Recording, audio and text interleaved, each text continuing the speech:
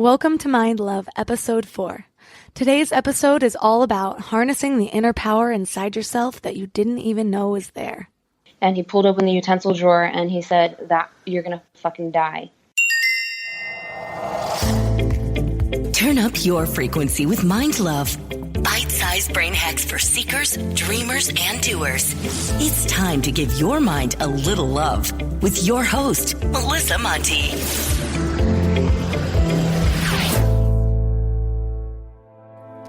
Have you ever woke up morning after morning feeling just stuck in your life? Stuck in your current situation? We all have, right? But have you ever felt so stuck that you didn't know if you would survive if you tried to leave? Like you didn't really know if you would make it out alive. I have to say, I've gotten myself into a lot of shit over the years, but I never thought that the person I was living with, that I said I love you to before I went to bed, may hurt me in some way. Yeah, he may secretly be addicted to meth and robbing houses behind my back, but I didn't think he'd hurt me.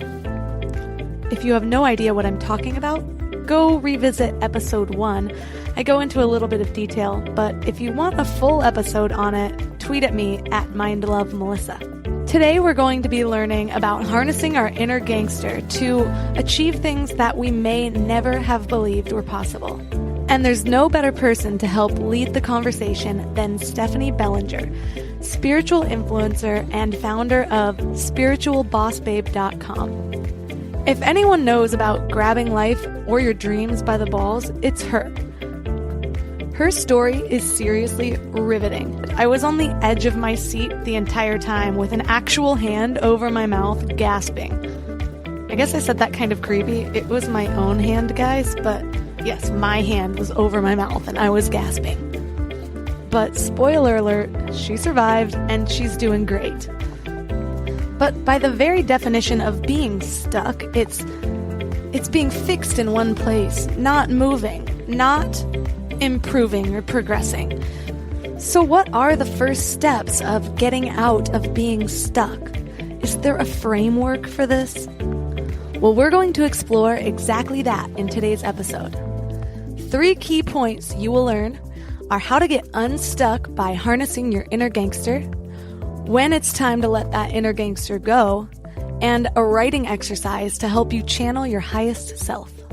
But to get a clear picture about why Stephanie is the best person to cover this topic, she's going to take us back to the beginning. I was in an abusive relationship from when I was 14 to 20. It was mentally and physically abusive. It was like the lowest point of my life ever.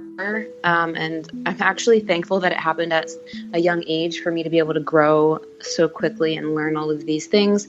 But what helped me during that time was I was at rock bottom with my confidence and self-worth. And I just reached this point where I knew I had to do something about it and I didn't know what to do. So I decided to start my health and fitness journey. And that was actually my first taste of personal development.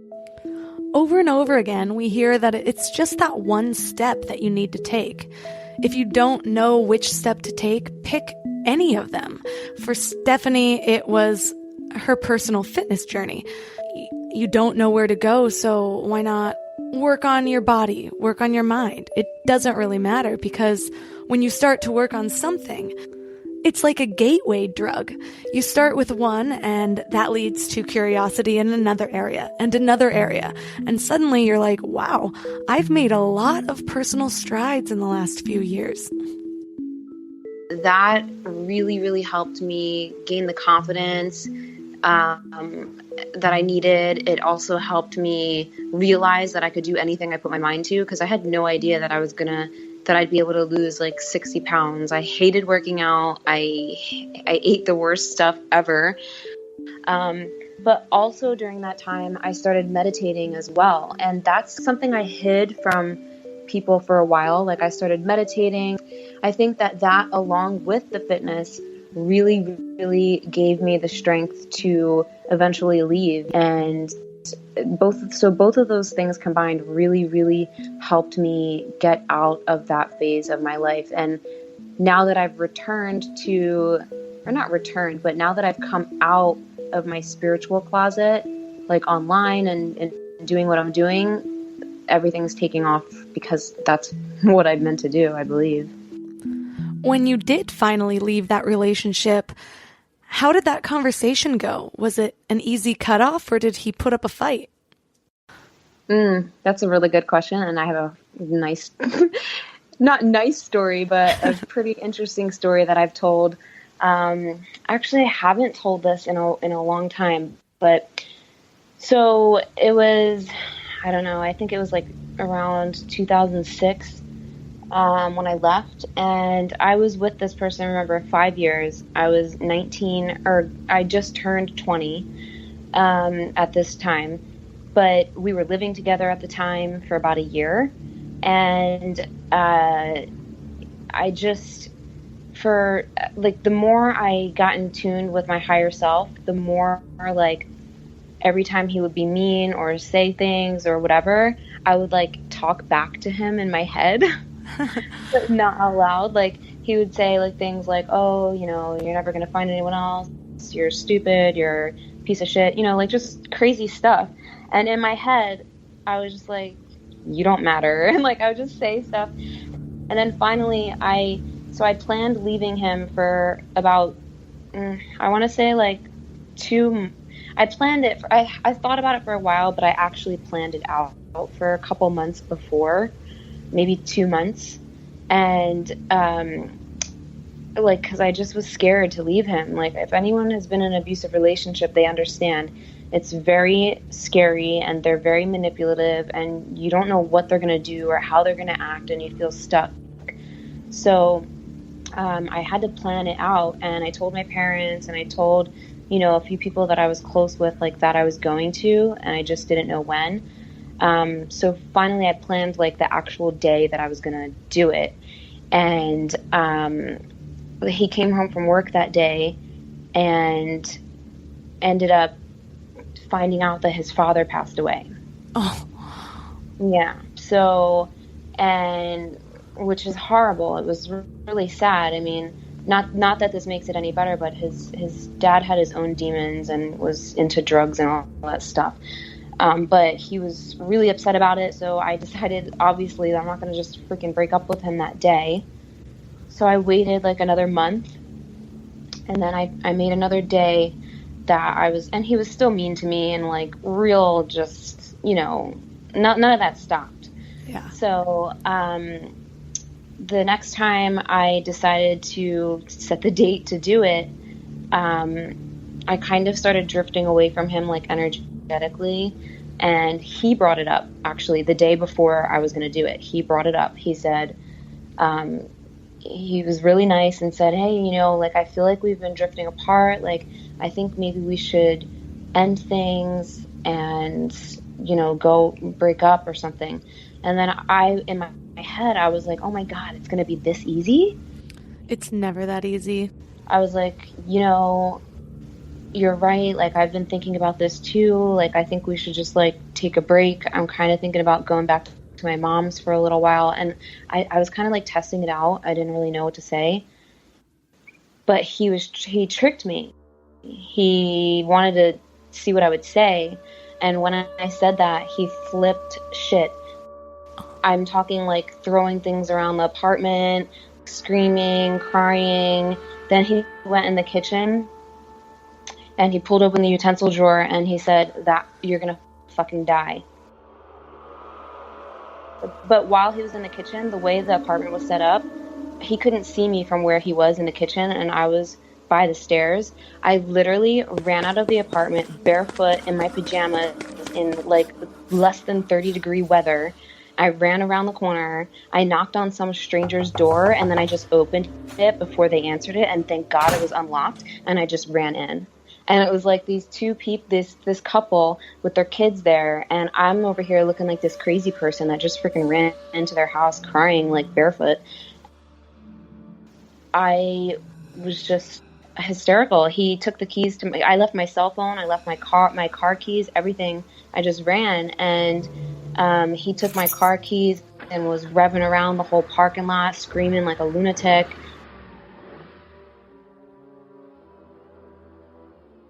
And finally, this couple, we snuck out of the back. They took me to a nearby parking lot, like out of a shopping center, to meet my parents.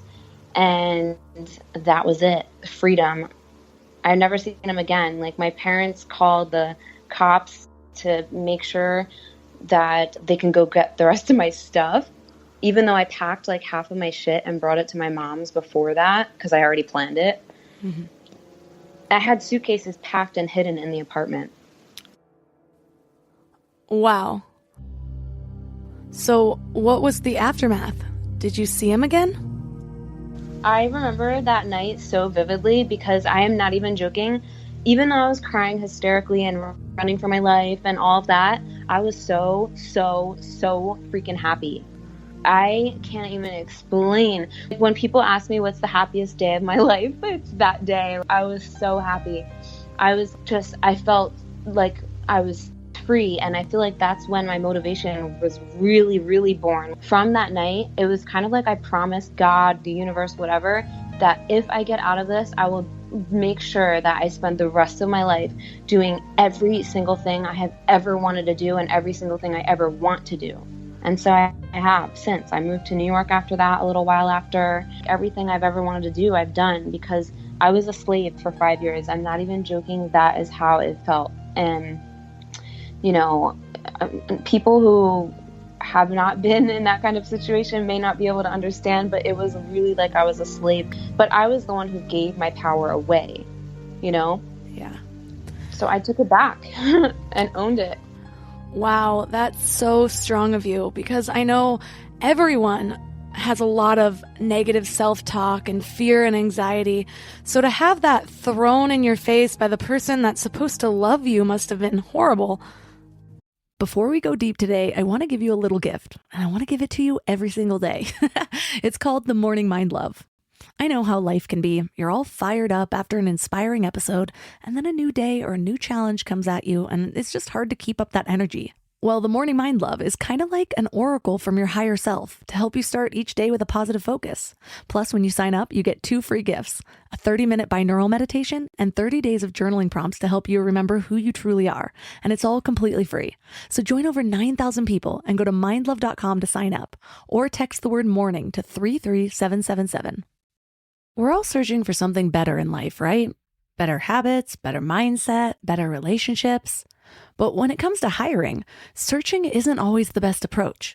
Instead of searching, why not match? That's where Indeed comes in. If you need to hire, you need Indeed. It's your go-to matching and hiring platform with over 350 million global monthly visitors.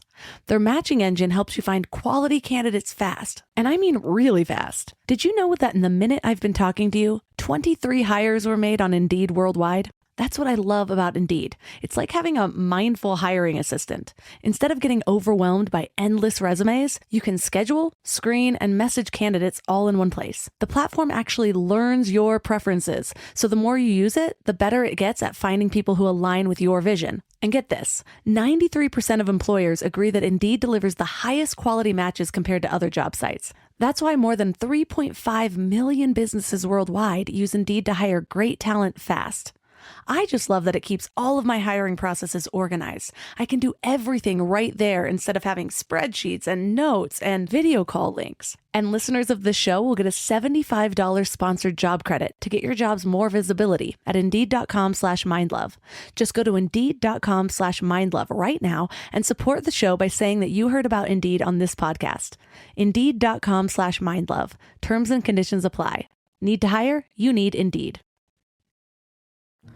What are some of the ways that you began to identify those self-limiting beliefs and then began to change your perspective on your own self-image?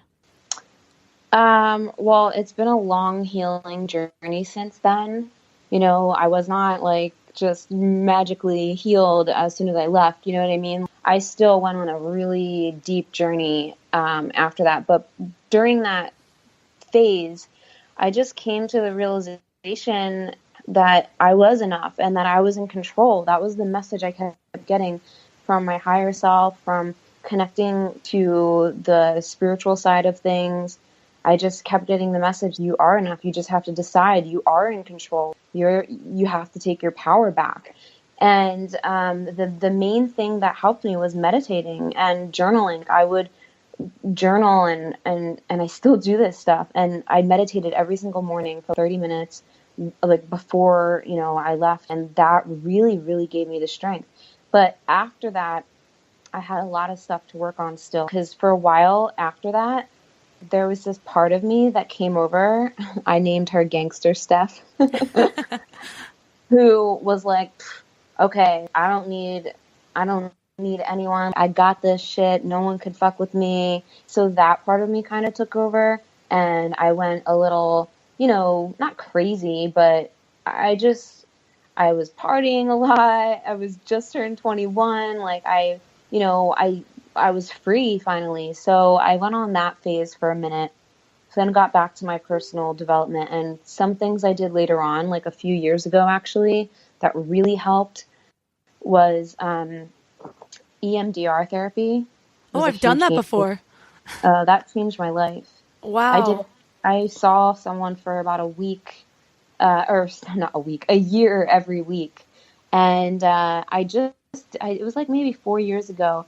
But I realized that, a lot of the reason why I wasn't getting where I wanted to be in my business at the time, my personal training stuff and other stuff, is because I had all of these, limiting beliefs that I'm not enough or I'm not good enough. And not all of it stemmed from, that abusive relationship, but there's a lot of things that needed to be dug up and like just processed. For those of you that don't know what EMDR is, it stands for eye movement desensitization and reprocessing. It's basically a form of psychotherapy treatment that helps to alleviate distress associated with traumatic events. My experience with it at the end of high school, I had to walk through a traumatic event I went through, and I had headphones on, and there was an alternating beat kind of, and it was sort of like boop, boop, boop, boop, boop, boop. And I don't know if it kind of just pulls the memory out of you, but there have been a lot of positive studies vouching for its effectiveness. So EMDR helped me a lot. Then I also saw a hypnotherapist for a while, and I've done a lot of EFT tapping on my own. That helped a lot. But it was like a year and a half of that deep work. And I'm going to be honest with you, the biggest transformative healing thing that I've ever done was actually sacred plant medicines like ayahuasca. Oh, that is on my list to do. I just need to get to Peru. Actually, there's groups all over the world, especially in the US too. And that's where I started. But I've done it many times. And once I started the journey with that, I had more breakthroughs in one night than years. And I was just fascinated with learning about things on a deeper level, not just about me and my own like psyche, but just about energy. And I went to Peru last summer as well. That is the most transformative experience I've ever been through. All of those experiences, the whole journey of working with the plants. And I feel like every time I do go to one, there's part of me that's like, oh my God, my purpose involves bringing more people to this or helping more people know about this. But I'm still kind of playing that out in my mind of how to do that. Okay, walk me through one of your ayahuasca experiences. I'll start with the first one because I feel like most people, when they, now everyone's experience is different, obviously, but I feel like most people on the journey of healing themselves, whether it's through the sacred plant medicines or whether it's through like EMDR or whatever, I feel like the first lesson or realization most of the time has to do with your inner child. That's what I've realized in a lot of people. That's what I've seen in a lot of people. So my first experience I was so scared because I was like, I'm so scared. I don't want to throw up. And the truth is, not everyone throws up every time they do that, by the way. Yeah. But my first experience, I took the plant medicine and I started feeling lonely, and I felt like the little girl version of me. And I was talking to one of my friends that was there, and he was like, consoling me or whatever, because I felt really upset and lonely. And he was talking with me, asking me like why I felt lonely. And I seriously felt at that moment I was embodying the little girl version of me. And I came to the realization that I was neglecting the little girl version of me, and I wasn't really giving her the attention and love that she needs. Does that make sense? Yeah, and especially given your story, you did have to grow up pretty fast to deal with all that you did. Yeah, so that was my one realization that night. That same night, towards the end of like the whole little journey, I was talking again to a few people that were there, and I felt like I was going to cry again at this point. And for some reason, I didn't want to cry. And my one friend was like, just cry, like, let it out. You got to let it out. And I was like, I don't want to let it out. And he was like, Steph, just let it out. And I was like, I don't want to cry. I'm not a weak little bitch, blah, blah, blah. And then at that point, I was like, oh my gosh, Gangster Steph is out. And in that moment, I just realized what I was doing. So then I realized how I was neglecting the little girl me, because I was like, wow, this strong part of me that thinks she's badass and doesn't want to be weak and cry is the one who's basically neglecting this little girl who needs me, the little girl who went through all that stuff. And I actually got sick when I realized that. Oh, wow. And it was just this huge realization that I need to, really pay attention to the different parts of myself and give myself what I need on all levels. Just because I went through all of that stuff doesn't mean that I'm weak or I need to just forget about the person I was back then, because it's that young girl that actually got me to where I am now. So I'm very open-minded to things like that, and unregrettably so. Some of the times that I have experimented have led to the biggest changes in my interpretation of reality and the way that the universe works. You should definitely try it out. It's totally life-changing, for real. You know what's funny? We spend so much time feeding our minds, reading books, listening to podcasts, learning new things, but then we grab whatever's convenient to feed our bodies. And I get it. Life is busy, and sometimes a drive-through feels like the only option. But that's why I take Field of Greens. It's a greens powder made with whole organic fruits and vegetables. No extracts, no lab-made stuff, and just 1 scoop a day gives you simple, real nutrition. Field of Greens feeds your body with fruits and vegetables medically chosen to support your heart, vital organs, and immune system. And let me tell you something. Since I started taking it, I've noticed these little changes that show me how nutrient depleted I must have been before. Like the ridges in my nails, gone. My sleep, so much better. And my stomach just feels happy. You know that dreaded afternoon crash that has you reaching for more coffee or sugary snacks? Well, that's not happening for me anymore. When your body is actually nourished, it runs so much better. I've tried other greens powders before, but Field of Greens is genuinely different. The quality is next level, and you can taste it. It's become my go-to, especially on those days when my eating isn't exactly Instagram worthy, because we all have those days, right? And here's the thing. They are so confident that you'll love it too, that they offer a 100% money-back guarantee. That's how much they believe in their product. So I got you 15% off your first order and free rush shipping. Visit fieldofgreens.com and use promo code MINDLOVE. That's promo code MINDLOVE at fieldofgreens.com. fieldofgreens.com. I don't know why it took me so long to invest in good bedding. I resisted it for years, but something flipped in me about 3 years ago. And now I'm basically a pillow connoisseur. I've tried them all, and I get weirdly excited about good bedding. Because here's the thing, we spend a third of our lives in bed, and the quality of that time affects literally everything else, which is why I'm so excited to tell you about my latest obsession, Lagoon Sleep Pillows. What sets them apart is their matching system. You take a quick 2-minute quiz about your sleep style and your preferences, and then they match you with your perfect pillow. I was matched with their Otter pillow, and I am so impressed. Lately, I've just needed more support, and this seems to cradle me in all the right places. I'm also low-key obsessed with their travel pillow, which I use for way more than just travel. I actually hug it, use it as leg support, and of course, take it on trips with me. Well, the secret is in their adjustable fill.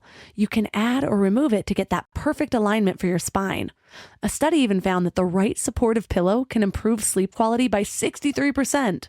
And Lagoon lets you try their matched pillow for 100 nights risk-free. Free returns, no questions asked. Falling asleep has never been easier. I toss and turn less and just wake up feeling refreshed every morning. Go to lagoonsleep.com and take their awesome 2-minute sleep quiz to find your match. Use the code MIND for 15% off your first purchase. You can count on it. And speaking of life changes, I saw on your Instagram that you've recently been transitioning to a vegan lifestyle. I've been doing mostly vegan for a little over a year, but finally transitioned to all the way vegan earlier this year, and I've never looked back. I have never felt better and stronger and more in control over my body and my energy levels. What inspired you to make the change? Oh, this is still very fresh. And I love that you asked this because it's so interesting because I feel like I almost have this new found passion of raising awareness for other people. And I'm only a month into the journey. Yeah. So I'm still kind of learning, but I'm sharing as I learn. But on my birthday, I was on Facebook. I was just like scrolling like in the morning. Like just wake up, scroll Facebook. I saw someone post a video about this baby bull who escaped a slaughterhouse in Brooklyn, and he was running the streets of Brooklyn, New York. And he ran like 2 miles and ended up in this big park, and the cop barricaded the park so that they could get someone to come get the bull. And you could just see in the video like how like scared and confused this animal was. And I was just like, oh my God, this animal must have done everything he could possibly do to get out of that slaughterhouse. This poor little confused bull. And so I just started crying, and I had no idea why, and I didn't really understand. And then I finally started looking up like what goes on in slaughterhouses and stuff.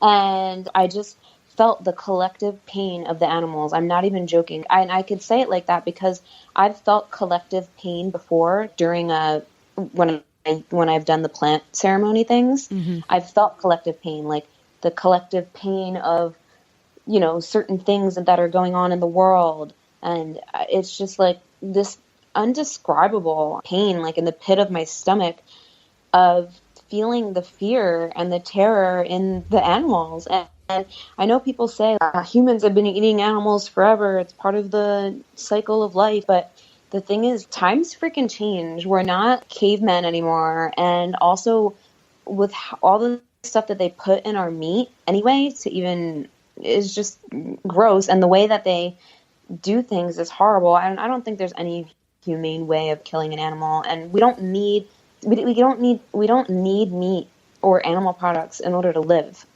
I do feel drawn to learn about it because I don't know why really what this means yet, but I feel like this strong burning desire in me to raise awareness or to do something about it. And I don't even know what that means yet because it's so new to me. It sounds crazy, or kind of feels crazy to me, but something in me is pulling me to speak out about it. And I'm trying to figure out how to do that without getting everyone pissed off. But I know it's going to upset some people, but whatever. Like, I just want to raise awareness and as I learn.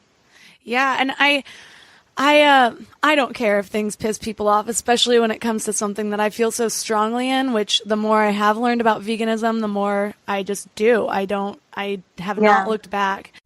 And speaking of food, this episode of Mind Love is sponsored by Thrive Market. I make it a point to buy clean and organic food and products whenever I have the option, and Thrive Market makes this super easy. Their prices beat Amazon on tons of items, including my favorite non-toxic hair products and cleaning supplies. And get excited because we have an exclusive deal for Mind Love listeners for 20% off their first 3 orders. Not 1, 3. So head to mindlove.com/thrive to access this deal. And now back to the show.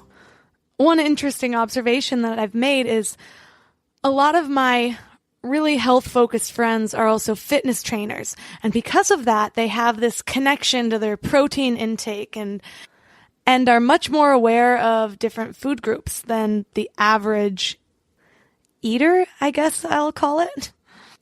How did you grapple with that, or was it a non-issue for you? Well, I mean, there's vegan bodybuilders, you know? Yeah. And if they can do it, why can't I? You know, that wasn't really a huge thing for me. I was kind of thinking, oh crap, what am I going to eat? Yeah. But I didn't realize like how much like replacement things there are that are like vegan but healthier alternative. Yeah, I think once we all come to terms with the fact that what we all believe is a balanced diet is not backed by science and it's not based on our health, but just completely manipulated by advertising and bigger industries, then it becomes easier to let go of the 100 grams of protein that we thought we needed on a daily basis and realize that for my body weight, it's closer to 17. I definitely get enough protein with that and my vegan protein shakes and other stuff that I'm eating. It's just, I'm still kind of learning and I'm still honestly learning about different things to add to my diet. And it's kind of fun. I'm just like having fun through the process. And as you should be with everything, just enjoy the journey. I love how adaptable you are, though. When you learn new information, you implement it into your life immediately. Some of these decisions are probably nerve-wracking. When any of us are stepping out of our comfort zones, we tend to be nervous or anxious about it. What are some of your tips for turning that nervous energy or anxiety into excitement for what you're doing? I say this answer that people probably won't like to hear, but I just force myself to do it. Like if it's something I'm really, really passionate about, I know that I have that deep burning desire for a reason. And that's what I tell other people too. Like if you're doing something you're passionate about, you have that desire for a reason. And the only way to get over your fear is to take action.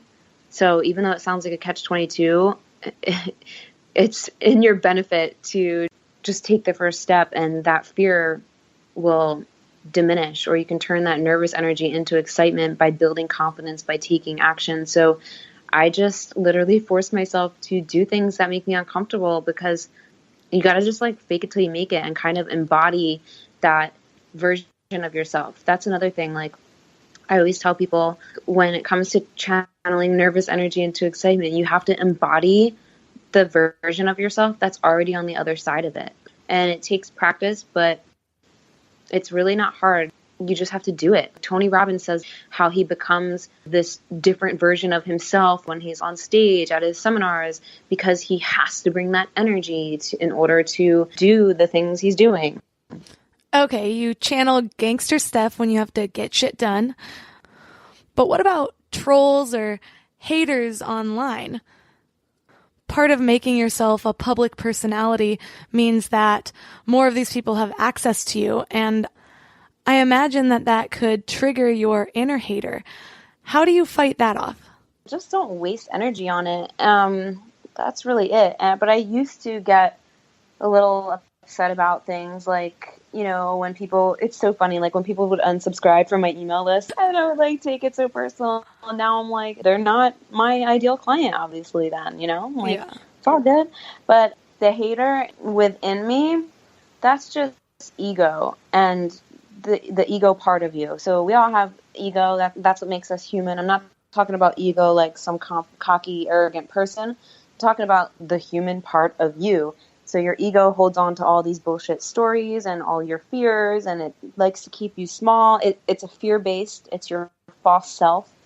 So whenever those stories come up, I since I've been doing so much work, like, I'm not saying I never have doubts and stuff, but I can catch it faster and realize that the voice that's talking right now is the liar, and that I don't really need to entertain that. Kind of like how I deal with the real haters. Like, I don't need to entertain that. I don't need to give energy to that. So if it's something that's really, really getting to me, and I can't really feel it, and I don't feel like I can get on the other side of it at the moment, then either EFT tapping or journaling or meditating to help get me back to my truth. Do you have a method to your journaling? Do you pick topics, or do you just free write? I like to free write a lot. I started automatic writing, and what that is you just don't think when you're writing. You just write, and you can channel messages from your higher self or from your angels by doing that. And it takes practice, but the more you do it, it's like you're writing the words before your mind has time to think about it. So sometimes I'll actually write a letter to my higher self or to the universe, and like I'll write a letter like saying, this is what I'm kind of going through right now. This is how I'm feeling. This is what I want help with. And this is where I'm at right now. And then after I write the letter as myself, then I'll start automatic writing and just see whatever flows through. And it's really awesome and gives a lot of insight and clarity and motivation on things for me personally. I've been putting off automatic writing for a while, so I'm finally going to take the leap. Thanks for that. And where else can listeners find you if they want to learn more about you? Well, I have a lot of resources on my site when it comes to personal, spiritual, and business growth. They should check out my Spiritual Boss Babes group on Facebook to stay in the loop, because it's such an awesome group. There's almost 15,000 soul sisters in that group, other amazing women with a purpose, all empowering each other, supporting each other. It's really awesome. To access all the links mentioned in this episode, head to the show notes at mindlove.com/004. I'll also have some great resources on automatic writing if that's something that you're into. And to stay in the conversation and catch up with other people that are also trying automatic writing and harnessing their inner gangster, head to our Facebook group at mindlove.com/FB group. If you liked the show today, please hit subscribe in your favorite podcast app. And if you have an extra second, please leave a review. Reviews really help to grow the podcast and entice more awesome guests like Stephanie to be on the show. So thanks for giving your mind a little love today, and I'll see you next week. Thanks for tuning into Your Higher Frequency with Mind Love. Head to mindlove.com for a free gift to keep your vibes up until next week.